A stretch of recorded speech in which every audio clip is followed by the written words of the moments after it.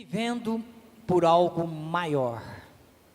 A pergunta é, pelo que você vive? O que motiva você levantar todos os dias? Ir para o trabalho, almoçar, cuidar da sua família? O que motiva você? Você vive pelo que exatamente? É muito importante que você tenha consciência. O que motiva você? Pelo que você vive? O que eu quero compartilhar com os irmãos hoje é vivendo por algo maior do que você tem vivido hoje. Por algo maior. Dizem que a gente morre e a gente não leva nada deste mundo. Você concorda com isso? A gente não leva nada deste mundo? Porém, a Bíblia diz que tem algo que a gente leva, que a gente vai levar. Aqueles que morreram levaram. Das duas, uma. Ou você, eu e você vamos morrer, ou Jesus Cristo vai voltar. Mas passaremos, a princípio, pela morte. E a pergunta é, o que a gente leva quando a gente morre? E hoje tem uma revelação da palavra de Deus que está no livro de Apocalipse, falando exatamente isso. Olha só, Apocalipse 14, 13. João tem uma revelação aqui. Ele diz o seguinte: então, ouvi uma voz do céu dizendo, escreva, bem-aventurados os mortos, que desde agora morrem no Senhor. Sim, diz o Espírito, para que descansem das suas fadigas, pois as suas obras os acompanham. Vamos ler juntos a última frase aqui? Pois as suas obras o acompanham. Mais uma vez, só a igreja. Pois o que acompanha a pessoa que morre em Cristo? As suas obras. Então, o que nós vamos levar dessa terra? As nossas obras. O que nós fizemos? Como nós vivemos aqui na terra? Não sei se você sabe, mas haverá um tribunal, o tribunal de Cristo, onde os salvos vão comparecer para fins de recompensa, galardão. E ali, o que vai acontecer? As nossas obras, segundo 1 Coríntios, capítulo 3, né, a partir do versículo 11, você vai ver que as nossas obras serão testadas pelo fogo, para ver se essas obras são ouro, prata, pedras preciosas, ou se elas são madeira, feno ou palha. Ouro, prata, pedras preciosas não queimam, porém madeira, feno e palha são consumidas pelo fogo. E ali vai ser visto exatamente o que nós fizemos durante a nossa vida aqui na terra. Como nós vivemos em relação a Deus, em relação a Cristo. Isso vai acontecer. É o trono branco, o trono de Cristo, onde nós vamos comparecer para fins de recompensa e galardão pelo que nós fizemos. E essa visão foi exatamente aqui que João teve. Então, ouvi uma voz do céu dizendo, que voz é essa? A Bíblia não diz, é uma voz que não foi identificada, mas, tratando-se do livro de Apocalipse, pode ser a voz de um anjo, ou a voz do próprio Cristo, mas uma voz de alguém que tem autoridade, porque essa voz disse, escreva. A voz diz, escreva. Escreva significa que é para ficar registrado, é para não apagar, para não sumir dali, não é somente para falar, mas para escrever, para ficar registrado, para que todas as gerações futuras possam ter acesso a essa visão que João recebeu. Escreva para que fique registrado. Escrever o quê? Amado, só algo que é muito valioso, muito relevante, tem que ser escrito, registrado, para que todos tenham acesso a essa informação. E o que foi dito para escrever? A visão. Bem-aventurados os mortos. Bem-aventurado significa mais do que feliz. Significa uma pessoa abençoada, um bem-estar. Então está dizendo que bem-aventurado, sejam bem-aventurados quem? Os mortos. E de repente você tem medo de morrer, tem gente que tem medo de morrer. Ah, por que tem medo de morrer? Porque não sabe, não tem consciência do que acontece após a morte. Tudo que é mistério, A pessoa tem medo. O que, que acontece depois da morte? Nós cristãos, se nós lemos a Bíblia, a gente sabe o que acontece depois da morte. E uma coisa é verdadeira. Os céus, a vida após a morte, é muito melhor e muito superior à que nós vivemos aqui. Essa é a certeza absoluta. Você crê nisso? Você quer morrer então? Ah, todo mundo quer ver Deus, mas ninguém quer morrer.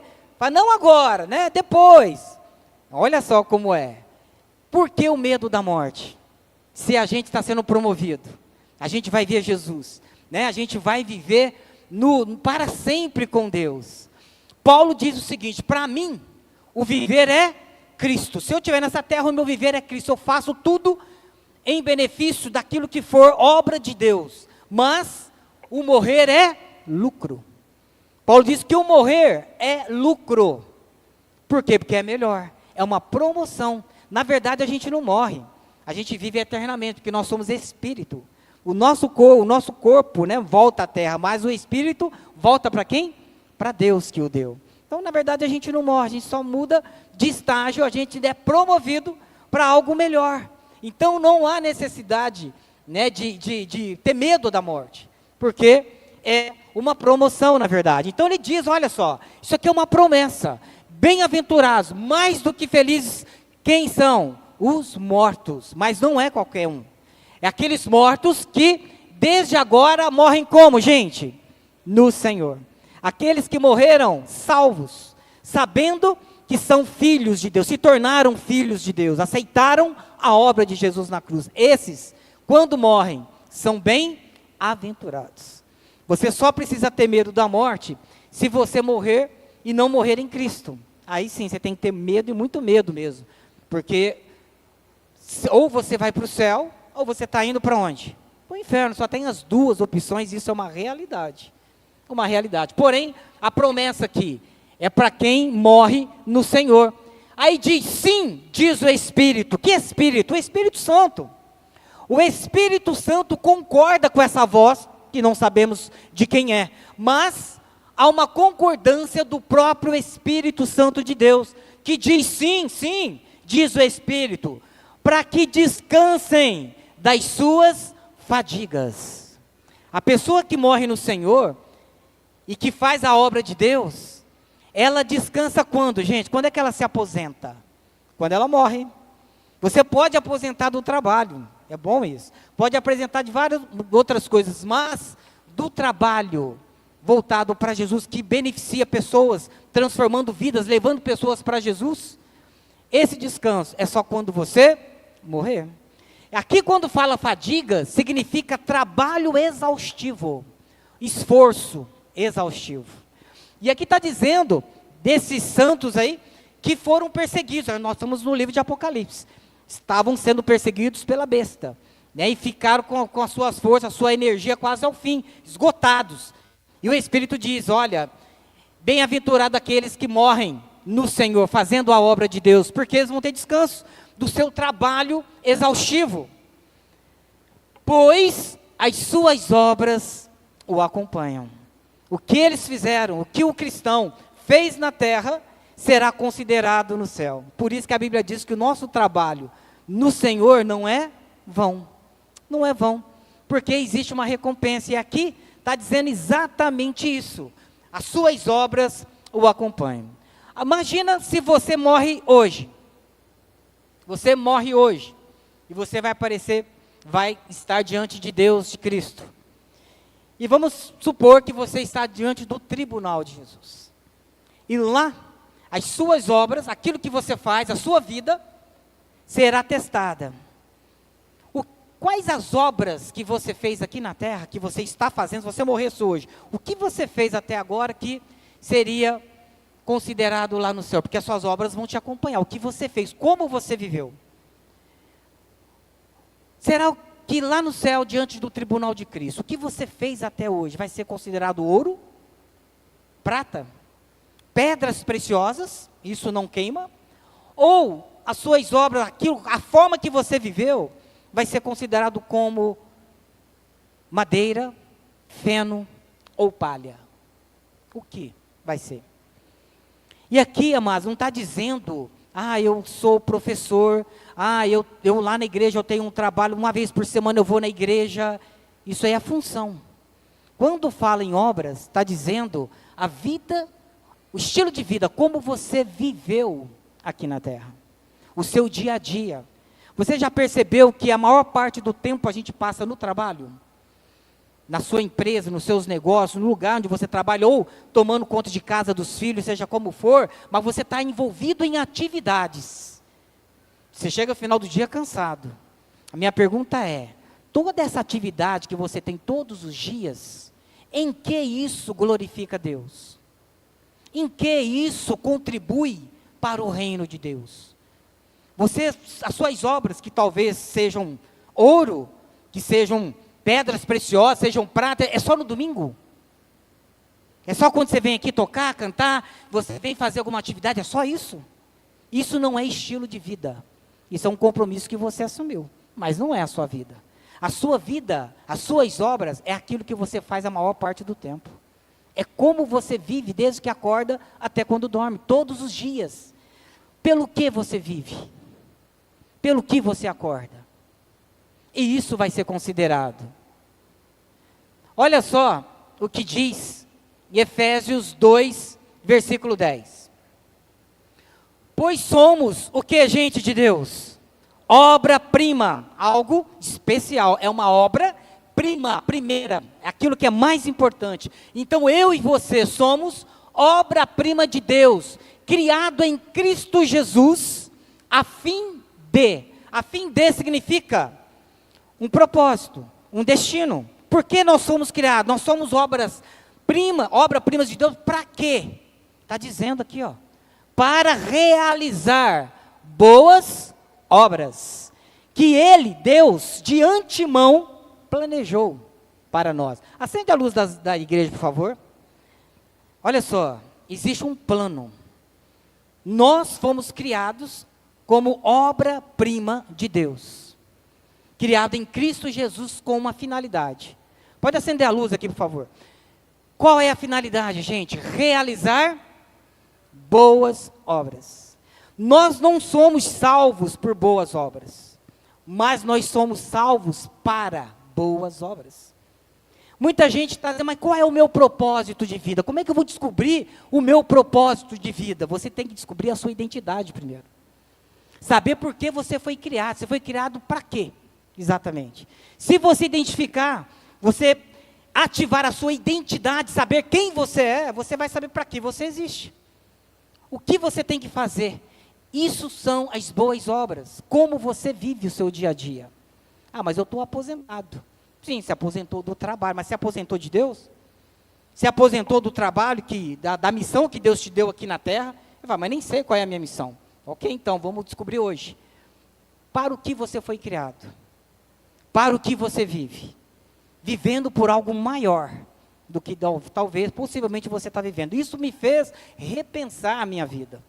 Repensar, como é que eu vivo o meu dia a dia? O que eu vou levar de boas obras perante o tribunal de Cristo? O que não vai ser consumido? O que é palha? O que é ouro do que eu tenho feito no meu dia a dia? O que é prata? O que é ouro? O que são pedras preciosas? O que é palha? O que é madeira? O que é feno que vão ser consumidos? Eu preciso pensar nisso e você também precisa pensar. Porque somos obra-prima de Deus, criados em Cristo Jesus, para uma finalidade. Realizar boas obras. Sempre que você boas obras significa como você vive. Como você vive o dia a dia. Como? Fazendo o quê? Do que você está fazendo. O que glorifica a Deus? O que leva as pessoas a glorificarem a Deus? Quantas pessoas você está impactando no seu dia a dia? Através da sua vida como filho de Deus. Para que você transforme, através da sua vida, a vida dessas pessoas. Quantas pessoas estão indo para o inferno porque você está quieto? Você não está falando nada, você está vivendo nada. As pessoas olham para você e falam, não tem nada demais nisso, igual a mim ou pior. Se as pessoas olharem para a sua vida, o que elas vão enxergar? Elas vão falar, poxa, a vida dessa pessoa é uma vida que eu gostaria de ter também, ou não. Como é que é você na sua família? Como é que é a sua família? É a primeira responsabilidade que nós temos aqui, Porque foi o que Deus criou, né, fez na criação, a família. Como está a sua família? Se as pessoas olharem para a sua família, o que elas enxergam? O que você faz, o que você vive, fala muito mais alto do que o que você diz. Palavras são apenas palavras. O que você faz, o que você vive, aquilo que as pessoas veem, é que isso vai impactar ou não as pessoas. O que elas veem em você fazendo, vendo o que você fazendo o que exatamente. Olha só, Atos 20, 24. Paulo diz que, ele fala, seja meus imitadores como eu sou de Cristo. Você fala, pode me imitar, imita a minha vida. Como eu imito Jesus.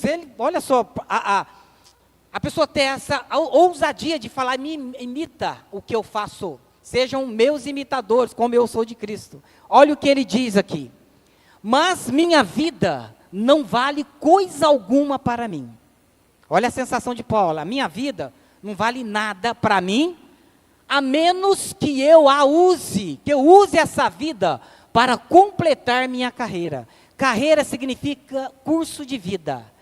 Ou seja, a minha vida, ela só tem validade para mim se eu conseguir viver de uma forma que no meu curso de vida, no meu dia a dia, no meu estilo de vida, eu consiga viver da forma que Deus quer. E ele fala, completar minha carreira e a missão. Missão é alvo. Um alvo, lugar para chegar, algo que foi dado para nós como filhos de Deus, para Paulo, para ser feito. Por quem? Missão que me foi confiada, e foi dada em confiança pelo Senhor Jesus. Qual é essa carreira, essa missão? Dar testemunho das boas novas da graça de Deus. É assim que Paulo vivia. Falou, se eu não fizer isso, a vida não tem validade nenhuma para mim. Se eu não estiver vivendo no meu dia a dia, da forma que Deus quer que eu viva. A pergunta é como Deus quer que eu viva. A gente vai ver de novo. A gente já viu uma parte, vivendo, fazendo boas obras. Dois grandes mandamentos, quais são, gente? Amar a Deus sobre todas as coisas e ao próximo, como a si mesmo ou como Cristo amou a igreja. Isso significa amor ágape. É aquele amor que eu estou preocupado com o bem-estar das pessoas. O meu interesse tem que ser no bem-estar das pessoas. Especialmente levar essas pessoas para onde? Para conhecer Deus. Você não pode mostrar algo que você não tem. Se você apenas tem um conhecimento intelectual da palavra, mas você não vive, o seu testemunho vai ser muito fraco. Você seguiria uma pessoa pelo que você vê ela fazendo, ou você seguiria uma pessoa pelo que você vê ela dizendo? O que é mais forte? O que é mais forte? O que ela faz ou o que ela fala? Lá no exército, o tempo que eu passei lá tinha uma frase básica, né? E dizia assim, a palavra convence, mas o exemplo arrasta. A palavra convence, mas o exemplo arrasta. Se você quer arrastar uma pessoa, viva a vida de Deus em você. Por isso que Paulo dizia, para mim o viver é Cristo. O que é o viver para você? Trabalhar, fazer dinheiro, aposentar, ter bens. O que é a vida para você? A vida que você vive é Cristo. Ou seja, eu busco de Deus o que Ele quer para a minha vida. O meu estilo de vida é mostrar Jesus na minha vida.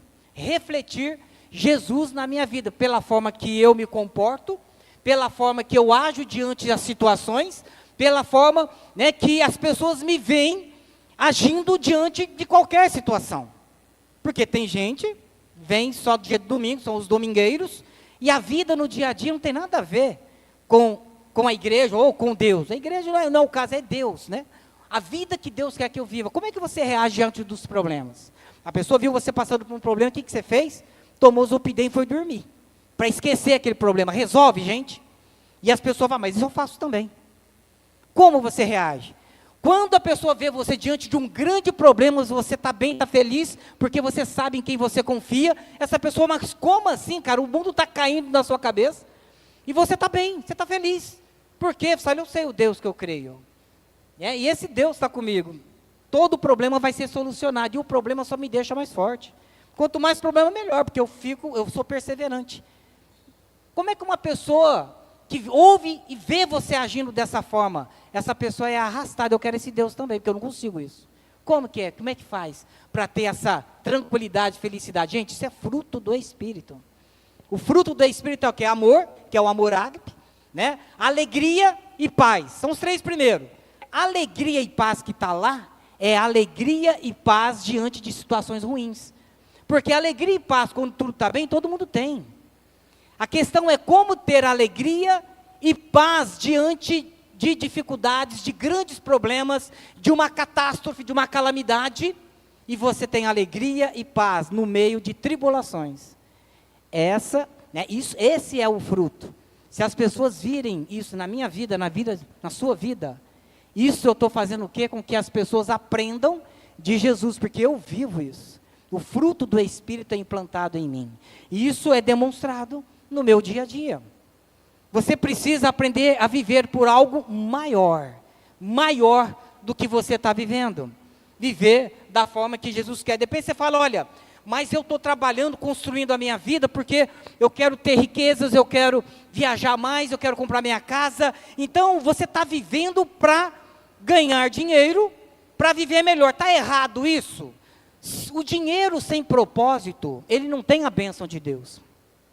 O dinheiro tem que ter, não tem problema de ganhar dinheiro, né? Porque se isso tiver um propósito, você é rico para com Deus, porque o dinheiro faz com que aquilo que eu faço e mostro, eu consigo alcançar muito mais pessoas. Lógico, o dinheiro é uma ferramenta que me faz ter mais influência e andar mais rápido. Olha só o que Jesus disse em Lucas 12, 15 e 21. O que Jesus disse em Lucas 12, 15 e 21. Em seguida, Jesus disse, cuidado, guardem-se de todo tipo de ganância. Ganância é a pessoa querer algo para ela só, tá? A vida de uma pessoa não é definida pela quantidade dos seus bens. Não se define uma vida assim. Sim, é loucura, ou seja, é insanidade. A pessoa não bate bem da cabeça.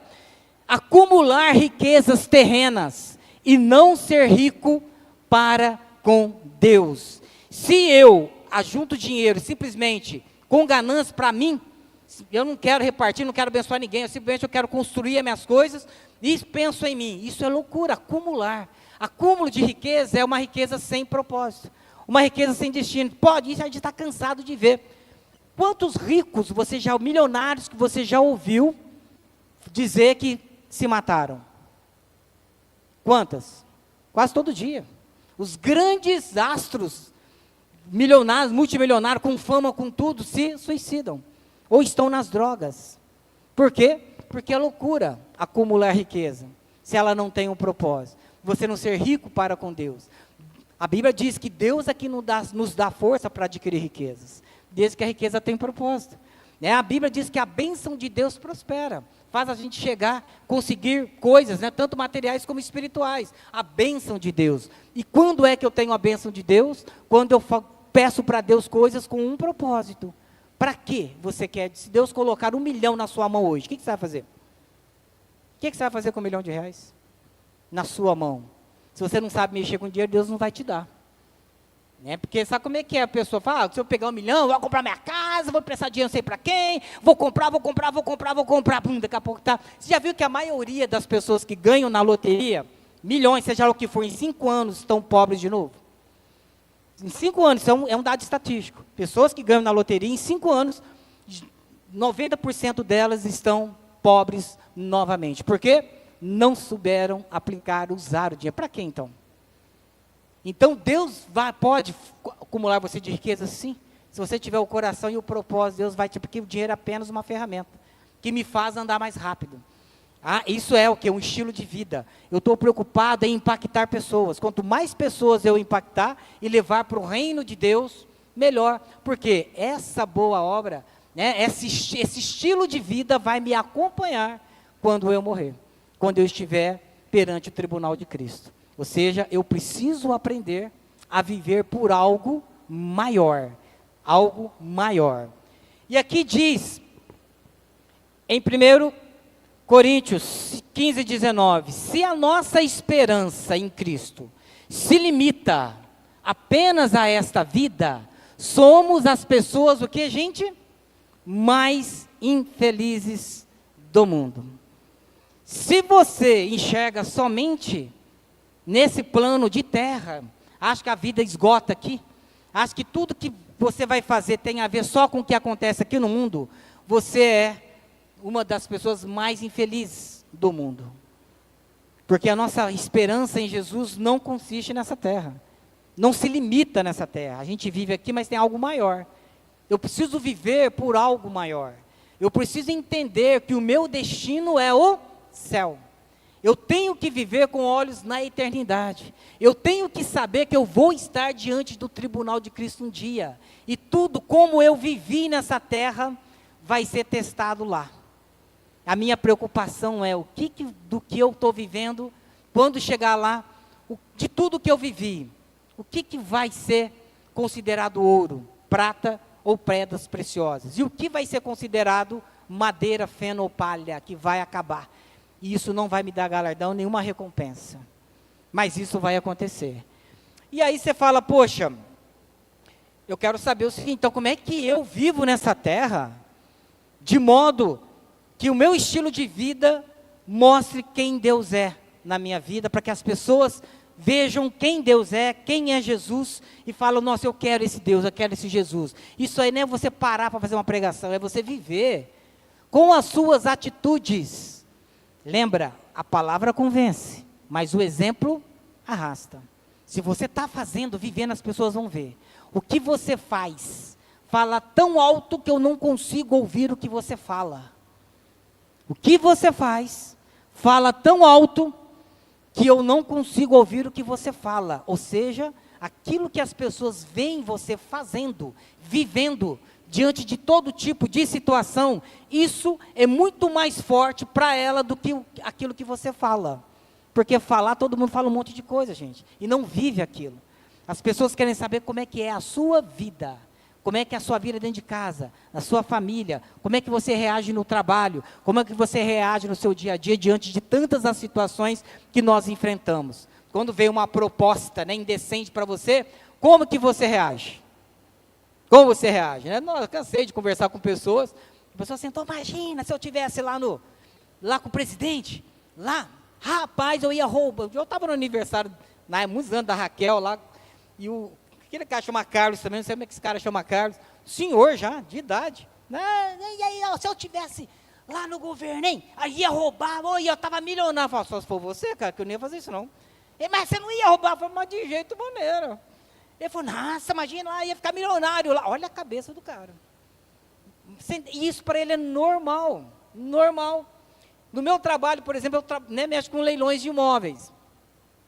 E um cara me ligou, um dos leiloeiros, sabe, eu tenho bastante cliente, a gente compra imóveis em leilão, ele ligou, né, para alguém que trabalhava comigo, e se alguém que trabalhava comigo chegou, tem uma proposta excelente. Eu falei, qual que é? O leiloeiro tal falou o seguinte, que a gente participa dos leilões que estiverem no site dele, e a gente pode dar lance à vontade, cobre todos os lances. Porque depois, lá na ata, lá que vai falar sobre os leilões, o pessoal vai desistir, que você cobriu todo mundo, só que quando for escrever, eu vou falar que você deu o lance mínimo.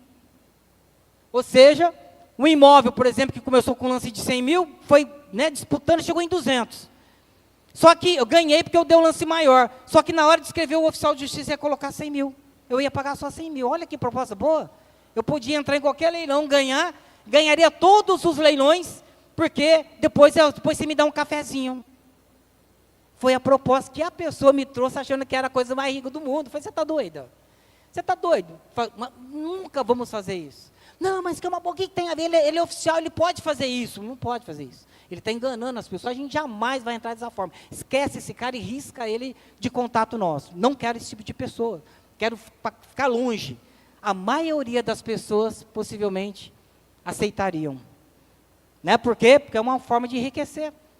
Ok? Mas nós que temos o Espírito Santo, jamais vamos fazer isso. E essa pessoa, eu falei, olha só, isso não é valor nosso da empresa. Integridade, né, é o nosso valor. justiça, fazer as coisas corretas. Então tem que ter valores. Então, quer dizer, essa pessoa não serve para trabalhar comigo. Tanto é que não está mais. Porque o valor dela é outro. Mas as pessoas vão olhar você pelo que você faz diante das situações. E você vai ser testado. Diante de várias situações. Como você vai reagir? Então, a pergunta é, como que eu vivo então? Como é que eu devo viver? Você precisa ativar a sua identidade. Saber quem você é. Se você souber quem você é, você vai saber como você tem que viver. Olha só, onde está a nossa identidade, gente? A nossa identidade está em Gênesis 1, 26. Nossa identidade está lá. O que está dizendo lá? Que nós fomos criados à imagem e semelhança de quem? De Deus. Quem é você? Eu sou imagem e semelhança do Criador. Criado para quê? Para multiplicar, para ser fértil, encher a terra e dominar tudo que Deus criou. Você vê que Deus criou o mundo em quantos dias, gente? Criou, na verdade, em 6, porque o 7º ele descansou, não foi? O homem foi criado em que dia? No 6º. Quando ele veio, estava tudo pronto. Significa que Deus não quer a sua opinião, correto? Porque senão teria criado você no primeiro dia. Imagina se tivesse criado a gente no primeiro dia, ele não ia acabar aquilo em 7 nunca. Que a gente ia dar palpite. Não, mas aquilo ficou bom, faz assim, imagina. Todo mundo dando palpite, mas Deus, pela sabedoria que Ele tem, falou, criou tudo, deixou tudo prontinho, falou, agora vem o homem, a mulher, agora vocês vão lavrar até, vão cuidar de todo esse jardim, tudo que eu já criei, que está pronto, eu não perguntei a sua opinião, tá certo? Então só faça aquilo pelo qual eu te criei para fazer. O que é? Lavrar a terra. E Deus fez o quê? Abençoou o homem. Ele já abençoou. Tem gente que fala o seguinte, mas ele abençoou, mas depois o homem pecou e foi amaldiçoado. Não foi. Quem foi amaldiçoado? Foi a terra. Deus amaldiçoou a terra, mas não o homem. O homem continua abençoado, ele pode prosperar. Só que agora com mais trabalho. Antes era mais facinho, né? Tinha um favor de Deus, as coisas funcionavam quase que automaticamente. Depois que pecou, não, a terra agora tem que ser lavrada de uma forma, um esforço, a mulher para ter filho agora vai ter a dor de parto. Esse foi o resultado, mas o homem nunca foi amaldiçoado por Deus, nunca. Então, nós fomos criados imagem e semelhança de Deus lá na criação. Para quê? Para dominar sobre tudo que Deus criou. Tudo. Deus criou, deixou tudo prontinho, agora você governa aí. Significa que eu e você fomos criados para governar, para dominar. Eu peguei essa palavra dominar que está lá e fui estudar o hebraico, para saber o que significa exatamente o dominar. Tem alguns significados, todos os significados são voltados para quê? Para governo, dominar, ter poder sobre. Nós fomos criados para dominar sobre a terra. A pergunta é, nós estamos dominando sobre a terra? Não. Mas por que não? Você esqueceu quem você é? Você foi criado assim na origem. Mas isso foi lá em Gênesis. Não tem nada a ver agora. Quem falou? Lembra quando Jesus falou sobre o divórcio? Ele falou, mas Moisés mandou dar carta de divórcio. Ele falou, mas não era assim desde o princípio. Lá no princípio, como foi o que Deus uniu, o próprio Jesus citou Gênesis para dizer, olha, não foi assim desde o início. Por causa do coração duro de vocês é que Moisés permitiu. Mas qual é a vontade de Deus, a origem? Deus criou você, homem e mulher, para serem unidos. E só a morte pode separar vocês. Isso é a origem. No mesmo lugar que ele diz que foi a origem, está dito que eu e você fomos criados, fomos abençoados para dominar sobre tudo que Deus criou. Essa é a nossa verdadeira função, a criação, quem nós somos, a nossa identidade. Está lá em Gênesis 1:26. O mais interessante é que Davi, o homem segundo o coração de Deus, que fazia tudo o que Deus queria, em Salmos 8, 3-6, o próprio Davi diz o seguinte, quando contemplo os teus céus, obra dos teus dedos, Davi contemplando a natureza, e a lua e as estrelas que estabeleceste, que é o homem para que dele te lembres? E o filho do homem, para que o visites, fizeste-o, no entanto, por um pouco menor do que quem? Davi está dizendo para Deus, quem é o homem? Mas com tudo isso, com toda a maravilha que o Senhor criou, com tanto poder, o Senhor criou o homem um pouco menor do que Deus, e de glória e de honra o coroaste. Como que você está dizendo que você não é ninguém, que você não pode, que você não é capacitado? Como? Você foi criado imagem e semelhança de Deus. E aqui está dizendo, criado um pouco menor do que Deus e coroado de honra e glória. E deste-lhe o quê? Domínio. Essa palavra significa poder sobre alguma coisa. Significa governo. E deste-lhe governo, domínio, poder sobre as obras da tua mão. E sob os seus pés, algumas coisas lhe puseste. Amém? Sob os seus pés, o que, gente? Tudo. Tudo lhe puseste. Esse é você. Esse sou eu. Criado para governar. Quem é você? Imagem e semelhança do Criador. Criado para governar. Criado para governar. Criado para dominar. Tudo que Deus criou está sob os meus pés. Eu sou tipo vice-regente. Deus é o governador, eu sou o vice-governador. Deus domina sobre tudo e todos, mas depois de Deus sou eu que domino. É você que domina. A pergunta é, você está vivendo dessa forma? Qual é a imagem que você tem de você mesmo? Porque tem a imagem do que Deus disse quem você é, e existe aquela autoimagem que você talvez tenha, das pessoas que você ama e confia falaram sobre você. Por exemplo, quando você era criança, o que seus pais diziam sobre você? Quem você era? Tem pais que chamam o filho de burro. Você é um burro, você não presta para nada, você não serve para nada, e você ama o teu pai e tua mãe, você confiou nisso, e achou que isso era você. Uma alta imagem, considerando o que as pessoas que você confia disseram sobre você. Seus pais, seus professores, talvez seus pastores, né, os seus amigos, o ambiente que você vive. Pessoas com uma imagem distorcida. E a pergunta é, qual é a imagem que você tem de você mesmo? O que Deus disse a respeito de você? Ou a imagem que as pessoas que você confia falaram de você? Quem é você? Eu já te falo. Se o que falaram de você não estiver de acordo com o que Deus disse, esquece isso aqui. E viva o que Deus disse, porque essa é a realidade de quem te criou. Deus te criou, imagem e semelhança dele, do Criador, do Deus de todas as coisas, do Deus Criador de tudo. E colocou tudo debaixo dos seus pés para você dominar, para você governar, para você ser frutífero, fértil, dominar a terra, multiplicar sobre a terra. Nós somos pessoas de resultado. Nós somos pessoas que damos frutos, né? Por quê? Porque Deus nos criou assim, para dar fruto, para multiplicar. Essa é a nossa realidade, é assim que nós temos que viver, colocando a nossa mente dessa forma. Olha só o que diz lá em Provérbios, cuidado com o que você pensa, porque a sua vida é dirigida pelos seus pensamentos. Você se torna aquilo que você pensa a maior parte do tempo. O que você pensa sobre você? Quem você é? Mas eu não consigo. Faça, peça a direção de Deus, faça, porque o favor de Deus vai te pegar no meio do caminho. Porque você está fazendo, você só tem que confiar no que Deus diz sobre você. E fazer, porque Deus já te deu inteligência, já te deu poder, já te deu toda a capacidade necessária para você fazer tudo, para ter sucesso em tudo que você fizer. Você pode atingir o que você quiser. Napoleão Hill, né, um dos grandes escritores, que fez um teste científico, chegou a uma conclusão. Tudo o que a sua mente pode conceber, você pode realizar.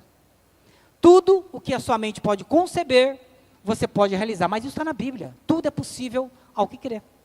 Tudo é possível àquele que tem a mente, né, crê naquilo que Deus diz. Se Deus disse, está feito. Se Deus disse, está feito. Você só precisa, crer nisso e fazer. Crer nisso e agir. Olha só, a única coisa que vai tirar você de onde você está, do estágio que você está, são as ações. Você tem que começar a fazer. Agir, fazer aquilo que Deus quer que você faça. O que Deus quer que eu faça? Que você viva da forma que Ele te criou. Como? sendo imagem e semelhança de Deus. Como? Dominando sobre tudo que Deus criou. É isso que Deus tem. Viva essa vida. Essas são as boas obras que Deus planejou para você desde a fundação do mundo. Viver de acordo com o que a palavra diz. E a palavra diz mais. Em Mateus 5, 13, 14, o próprio Jesus, depois de falar sobre as bem-aventuranças, como é um cristão de verdade, ele diz: vocês são sal da terra. Vocês são luz do mundo. Gente, sal, se faltar sal na comida, vai ser observado? Vai ser sentida a falta, a ausência do sal? E se tiver muito sal, vai sentir também? Significa que o ambiente que você estiver, você vai fazer diferença. Porque você está ali para temperar, colocar equilíbrio naquele lugar. Por quê? Porque você é imagem e semelhança do próprio Deus. Do próprio Deus. Você foi chamado para ser sal. O sal também, ele evita a corrupção, né? Que as coisas se deteriorem.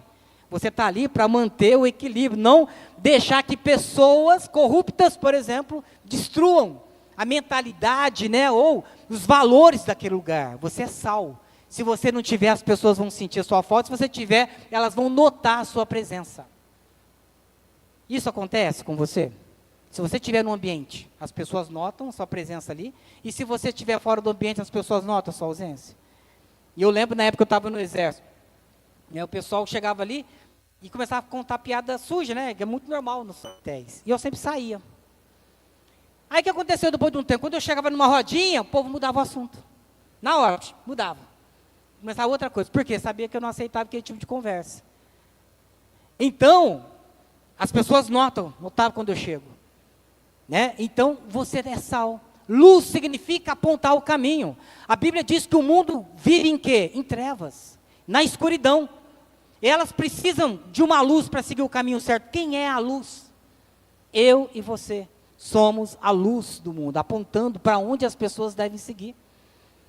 A pergunta é: o que você faz? Seu estilo de vida, o seu dia a dia, aponta para as pessoas o caminho que elas devem seguir? O seu dia a dia, a forma que você vive, não é só domingo não. Todos os dias, como que você vive? Você vive pelo quê? E as pessoas sentem essa diferença, você estando ou não ali? Olha só, Mateus 5,16. Olha isso, Mateus 5,16. Da mesma forma, suas boas obras devem o quê, gente? A forma que você vive deve brilhar para que chame a atenção daqueles que estão ao seu redor. Suas boas obras, ou seja, a sua forma de viver, como você age, como você comporta diante de situações todos os dias, devem brilhar para que alguns vejam. É isso? Para que alguns vejam, para que todos vejam as suas boas obras e façam o quê? Louvem a Deus. A pergunta é: o que você faz que leva uma pessoa a adorar a Deus, a louvar a Deus? O que você faz? Porque o Jesus está dizendo isso aqui. Ele fala: olha, você deve viver de uma forma que aquilo que você faz, aquilo que você vive, a forma de você viver deve chamar tanta atenção, que todos que estão ao seu redor, é uma luz que brilha, chama a atenção e faz com que as pessoas tenham uma reação. Que reação? Adorar a Deus. Como? Como? Você já teve experiência assim? Que você fez algo e a pessoa adorou a Deus na hora? Não? Sim ou não? Quem já fez alguma coisa porque as pessoas levaram pessoas a adorar a Deus? Pessoal tímido, né? Eu não faço muita coisa não, né? Não levo as pessoas a adorar a Deus não, eu faço algumas coisinhas ou outras de vez em quando. As suas obras vão te acompanhar. As suas obras, não é as obras. E tem muita palha aí, hein? Muita madeira, muito feno, vai ser queimada, não tem recompensa. Eu me pergunto: o que é ouro? O que é pedra preciosa? O que é prata do que você faz? Eu estava contando pela manhã, na época eu estava no Rio de Janeiro, na igreja, a gente tinha a madrugada do carinho, um trabalho que a gente fazia lá na junta diaconal. Uma vez por mês, numa sexta-feira, a gente pegava a Kombi, as mulheres faziam um caldeirão de sopa, e a gente saía no bairro procurando pessoas de rua, dormindo lá nas marquises. A gente dava sopa e evangelizava aquelas pessoas, via a história dela, coisas tremendas aconteciam. Né? E eu lembro que eu cheguei numa pessoa, essa pessoa estava ali, você está com fome? Não, eu já chegava com o prato assim, quer uma sopa? A pessoa acordava, aí eu começava a conversar, o que você faz? Por que você está aqui? Não sei o quê. Uma vez eu encontrei um cara que ele estava lá na Marquise e a família dele toda morava no mesmo prédio. E ele estava lá na Marquise. Estava contando a história dele, e aí eu comecei a aconselhar ele e tudo mais. Ele falou assim, nossa, louvado seja Deus pela sua vida. Nossa, como é bom você ter conversado com você. Eu adoro, Deus é muito bom. Ele começou a adorar Deus pelo que eu estava fazendo com ele.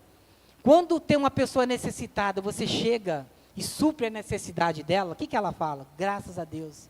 Uma vez uma pessoa falou assim, nossa, você me salvou. Eu falei, como assim? Graças a Deus que apareceu, me ajudou. Para mim era uma coisa tão pequena, mas para ela aquilo tinha um significado enorme. Amor ágape é o que você faz em favor das pessoas. Não tem a ver com gostar. Tem a ver de você ver alguém e falar, essa pessoa precisa de Deus. Essa pessoa precisa, só que você supre a necessidade dela primeiro. Não adianta falar de Deus para uma pessoa que está com fome, gente. Dá comida para ela e depois você fala de Deus e vê a situação dela. Converse com ela. Tente primeiro entender por que ela está naquela situação. Depois você aponta o caminho. Por quê? Porque você é luz. Você aponta o caminho para ela. Essas são as obras que são consideradas ouro, ou prata, ou pedras preciosas, vão ser consideradas no tribunal de Cristo. O que você está fazendo da sua vida? Como você está vivendo? O que você tem feito vai ser queimado ou vai ser considerado por galardão no tribunal de Cristo? Como você tem vivido? Pelo que você tem vivido? Quem é você? Quem é você? Imagem e semelhança do Criador. Criado para dominar, para governar tudo o que Deus criou. Eu tomo conta. A Bíblia diz que os céus pertencem a Deus, mas a terra Ele deu aos homens. É para governar. Por que você está vivendo dessa forma? Você não sabe quem você é. O poder que você tem. Saiba quem você é e comece a viver essa vida. Nós precisamos mudar a nossa forma de ser. Ativar a nossa identidade. O nosso propósito, na verdade, é como a gente vive todo dia. Se você vive como filho, como imagem e semelhança de Deus, você está cumprindo o teu propósito. Vivendo quem você é. É isso que você precisa. Saber quem você é, ativar a sua identidade e viver isso que Deus já disse que você é. E por fim, eu tenho visto, eu acompanho muito a internet, né? Trabalho muito, gosto muito de acompanhar pessoas. Sabe o que eu tenho visto? Pessoas que antigamente só falavam de negócios na internet, sobre prosperidade, sobre um monte de coisa. E eu sabia que essas pessoas eram cristãs. Sabe o que elas estão fazendo agora? Elas estão falando de Jesus nas lives. Eu estava numa live lá, 6 horas da manhã, com 5.000 pessoas. Lá presente, ao vivo. E eu vi essa pessoa que eu já conhecia há tanto tempo, só falava de negócios, começou a pregar. E fez um apelo. E eu fui nos comentários, quem aceita Jesus, explicou, e depois quem aceita Jesus coloca, eu quero Jesus. Quando eu olhei no comentário, eu quero Jesus, aquele monte. As pessoas estão sedentas. As pessoas estão sedentas de Deus. Estão sedentas pelo que você tem. Você precisa abrir a boca e começar a mostrar quem Deus é na sua vida. As pessoas estão indo para o inferno, porque você está de boca fechada. E isso vai ser cobrado de você. E de mim também. Nós precisamos falar o que Deus é na nossa vida. Isso tem que ser um estilo de vida. Não é falar um dia ou dois, não. Viver dessa forma. Tudo que nós estivermos fazendo, em que o meu trabalho coopera para o reino. O que as minhas atividades cooperam para o reino. Em que o meu dinheiro coopera para o reino. Porque tudo é dele, tudo vai para ele. Nada nos é dado a não ser por Deus. Tudo que nós temos vem de Deus. Sempre, tudo. Amém? Abaixe a sua cabeça. E tem vários outros influencers, agora você vai notar isso. Fazendo aquilo que a igreja deveria já estar fazendo há tanto tempo. Demonstrando quem Jesus é.